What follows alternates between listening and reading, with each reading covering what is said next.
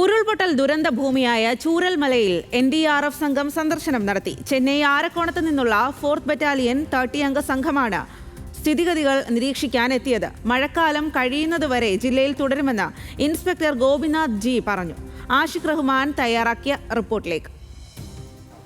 ഉരുൾപൊട്ടൽ നടന്ന മുണ്ടക്കി ചൂരൽമല പ്രദേശത്ത് NDRF സംഘം പരിശോധനയ്ക്ക് എത്തിയിരിക്കുകയാണ്. പ്രത്യേക നിർദ്ദേശത്തിന്റെ അടിസ്ഥാനത്തിലാണ് ഇവിടേക്ക് പരിശോധനയ്ക്ക് എത്തിയതെന്നാണ് ഈ NDRF സംഘം അറിയിച്ചിട്ടുള്ളത്.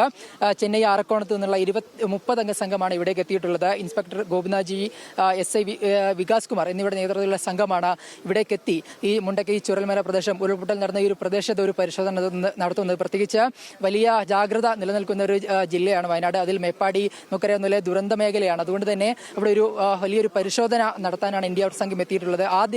ആദ്യഘട്ടത്തിലുള്ള സംഘമാണ് ഇവിടേക്ക് എത്തിയിട്ടുള്ളത്. അവർ ഈ സ്ഥലത്തെ സ്ഥിതിഗതികൾ എന്താണ് നിലവിലെ സാഹചര്യം എന്നുള്ള കാര്യമടക്കം അവർ പരിശോധിക്കുന്നുണ്ട്.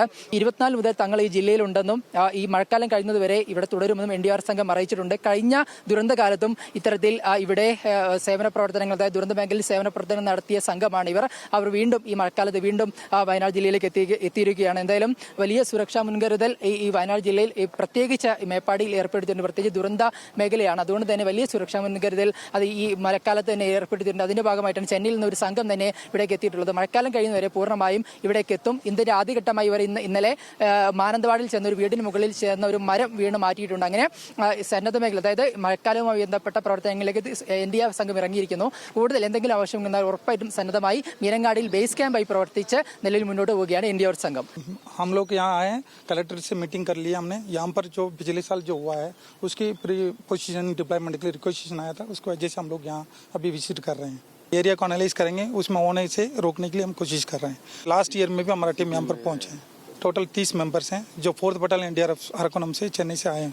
यहाँ आगे हम लोग 24 का आए हैं. अभी हम लॉन्ग टाइम पर रहेंगे. अभी हम चले जाएंगे अक्टूबर-नवंबर का अराउंड में चले जाएंगे.